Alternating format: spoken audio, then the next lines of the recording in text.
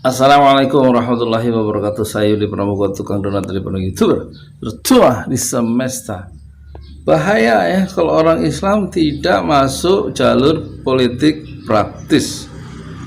Orang-orang soleh yang berjuang di parlemen itu mutlak harus banyak dan harus ada, bukan hanya ada, banyak, untuk menjadikan Indonesia ini NKRI yang bersyariah Islam. Jelas kan? Nah, lihat video yang berikut, simak ya.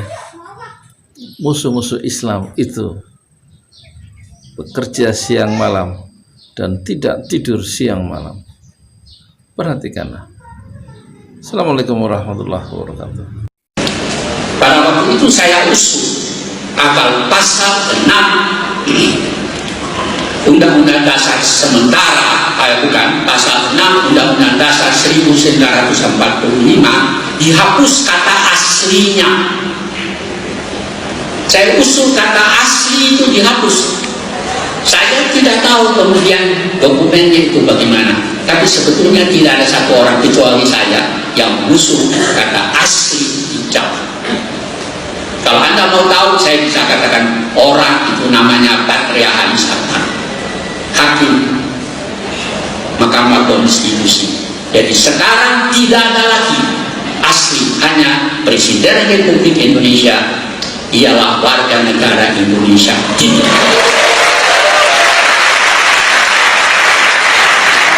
Karena itu banyak orang peranakan, dan saya masuk orang peranakan, kok orang keturunan Tionghoa yang menanya, percuma Pak, kapan kita bisa dapat kedudukan? Saya bilang, oh ya, Anda pernah baca Alkitab apa enggak? Dalam Pengkhotbah 3 itu dikatakan ayat 1, semua itu ada waktunya.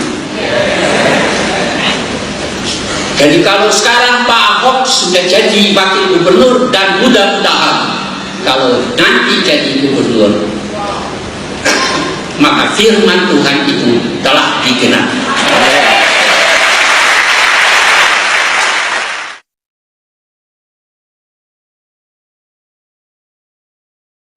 Dulu pada tanggal 22 Juni tahun 1945, ketika Piagam Jakarta itu digulirkan, di sana disebutkan bahwa Presiden Indonesia harus pribumi yang beragama Islam. Ditulis. Dan pada saat kita merdeka tanggal 17 Agustus tahun 1945, kalimat itu masih ada dalam dasar negara Republik Indonesia. Tapi pada tanggal 18 Agustus 1945, atas tekanan Jepang, dipaksa, akhirnya pasal tadi dirubah. Presiden Indonesia harus pribumi, agama Islamnya dihapus. Tapi masih bagus, masih ada kata-kata pribumi. Nah, terus kemarin waktu kita reformasi tahun 98, di amandemen Undang-Undang Dasar, sampai 4 kali amandemen, dirubah lagi. Sekarang bunyinya, Presiden Indonesia harus WNI, bukan pribumi. Nah, sekarang pertanyaannya, itu bisa diubah-ubah Undang-Undang Dasar. Dari pribumi Islam menjadi pribumi saja, sekarang menjadi WNI. Kenapa kita tidak bisa untuk kembalikan lagi ke semula? Harus pribumi yang beragama Islam. Ini harus diperjuangkan oleh orang-orang Islam yang ada di DPR MPR. Nggak boleh dibiarkan. Ini ditulis WNI berbahaya. Kenapa berbahayanya? Kalau besok ada warga negara Amerika masuk ke Indonesia, cuman modal bisa bahasa Indonesia, bisa nyanyi lagu Indonesia Raya, hafal Pancasila, dites di imigrasi, lulus, jadi WNI. Nah, terus begitu jadi WNI, dia punya duit, dia biayai oleh negaranya, ikut pemilu, jadi presiden. Apa yang begini yang mesti jadi presiden Indonesia? Oh, dengan mudah Amerika bisa menjadikan dia presiden.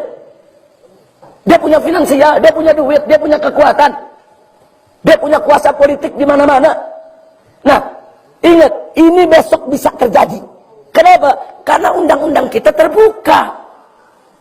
Nah, siapa suruh buat undang-undang semacam itu? Kan undang-undang itu untuk bangsa Indonesia. Kan kita yang buat undang-undang. Kenapa buat undang-undang? Buka pintu untuk antek asing. Nah kalau besok ada orang Amerika jadi warga negara baru 1 hari, dia dibiayai, dia dimodali, dan bangsa kita ini maaf, masih banyak yang dikasih 50.000, dia tusuk pemilu. Dia bayar, dia punya duit. Terus sampai besok orang Amerika yang WNI tadi yang akan jadi presiden Indonesia, di mana nasionalismenya? Di mana kecintaan dia kepada Indonesia? Nggak boleh. Nah maka itu sampai hari ini saya dan kawan-kawan mundar-mandir ke DPR MPR, kami sudah meminta sejak 4 tahun yang lalu agar Undang-Undang Dasar 1945 yang sudah diamandemen wajib diamandemen lagi. Kami minta pasal presiden diubah seperti semula, bahwa presiden Indonesia harus pribumi yang beragama Islam. Nah ini mesti kita perjuangkan, nggak boleh nggak, saudara. Nah kalau kita tidak perjuangkan, ya besok orang kafir bisa jadi presiden. Makanya jangan kaget kalau sekarang ada orang kafir yang non pribumi bikin partai, punya banyak televisi, setiap hari dia kampanye. Ya kalau besok dipilih oleh rakyat, dia bisa jadi presiden. Sudah bukan Islam, sudah bukan pribumi. Hati-hati ya kawan. Bisa jadi presiden. Siapa bilang nggak bisa? Orang undang-undangnya mengizinkan kok. Nah maka itu, kalau kita ingin kembalikan, maka pemuda-pemuda kita saat ini harus berpikir ke depan.